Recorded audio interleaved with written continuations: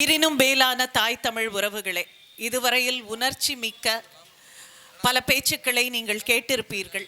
நாம் தமிழரின் தம்பிகள் உங்களிடம் கூறியிருப்பார்கள். நான் ஒன்றும் பெருசாக இங்கே நின்று உங்ககிட்ட சொல்ல போகிறதில்ல. உங்கள் ஊரை நீங்கள் சுற்றி பாருங்க, என்னென்ன வசதிகள் வந்திருக்கு. ஒரு 20 வருஷத்துக்கு முன்னாடி இருந்த அதே ஊர் அப்படியே இருக்கிறதா, இல்லை அதற்கும் இதற்கும் சம்பந்தம் இல்லாமல் முன்னேறி இருக்கிறோமா என்று பாருங்கள். போன இடமெல்லாம் ஆத்தா குடிக்க தண்ணீர் கிடையாது, சரியான சாலை வசதி கிடையாது, பிள்ளைங்க ஸ்கூல்ல கழிப்பிடம் கிடையாது. இத மாதிரி ஒவ்வொரு ஊர்லயும் அன்றாட வீட்டு உபயோகத்திற்கு தண்ணீர் இல்லை.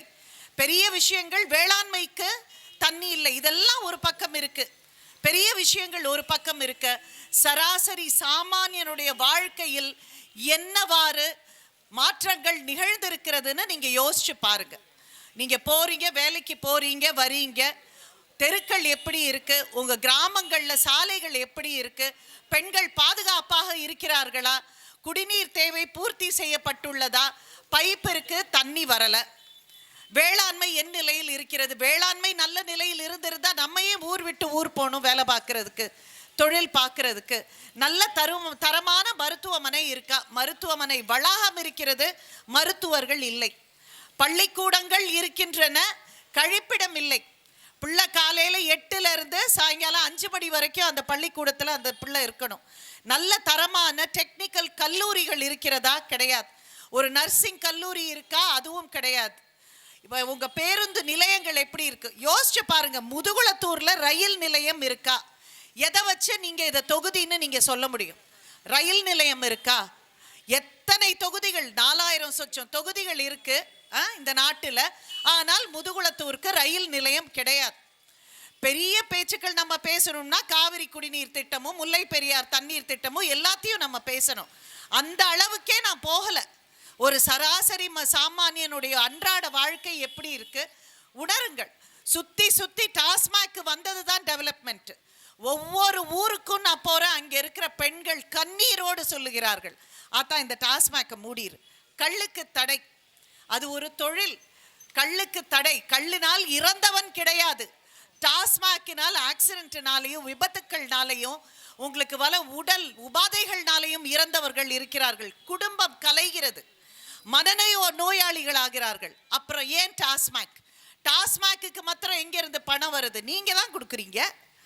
உங்களை கொல்றதுக்கு நீங்களே பணம் கொடுத்து போடுடா டாஸ்மாக், நான் குடிச்சு சாகுறேன்னு சொல்றது இந்த மக்கள் தானே. அப்படி இருக்கிறப்ப நீங்க சிந்திக்க வேண்டாமா? இந்த முதுகுளத்தூர் மண் எப்படிப்பட்ட தலைவர்களை சந்தித்த மண், இன்றைக்கு ஏன் அதன் நிலைமை சரிந்திருக்கிறது? அத்தனை தலைவர்கள் இருந்த இந்த ஊரில், வரலாறு முக்கியத்துவம் வாய்ந்த இந்த ஊரில் என்னவாயிற்று? இந்த முதுகுளத்தூருக்கு ஒரு ரயில் நிலையம் கிடையாது, ரயில் நிலையம் கிடையாது, பெண்களுக்கு பாதுகாப்பு கிடையாது, குழந்தைகளுக்கு நல்ல கல்வி இலவசம் கிடையாது. பிரைவேட் ஸ்கூல் போனாதான் லட்சக்கணக்கில் காசு கட்டினாதான் பிள்ளைங்க படிக்க முடியும். உங்களுக்கு இல்லை உயர் சிந்தனை, இதுவரையில் வந்திருக்க வேண்டுமே. இந்த முறை உங்களுக்கு ஒரு வாய்ப்பு கிடைத்திருக்கிறது. உண்மையாக நேர்மையாக அனைத்தும் உங்களுக்கு முழுமையாக சொல்லக்கூடிய ஒரு கட்சி, ஆர்வத்துடன் இருக்கும் ஒரு கட்சி. நான் கேள்விப்பட்ட ஒரு 2-3 நாளாக பணப்பட்டுவாடா பயங்கரமாக ஆகிட்டு இருக்குன்னு. எவ்வளவோ வருது, மீடியாவில் எல்லாமே வருது, உங்கள் மொபைல் ஃபோனில் வாட்ஸ்அப்பில் எல்லாமே வருது. எங்கெங்கே பணப்பட்டுவாடா? குழந்தைகளுக்கு கோஷமிடுவதற்கு 500 ரூபாய்.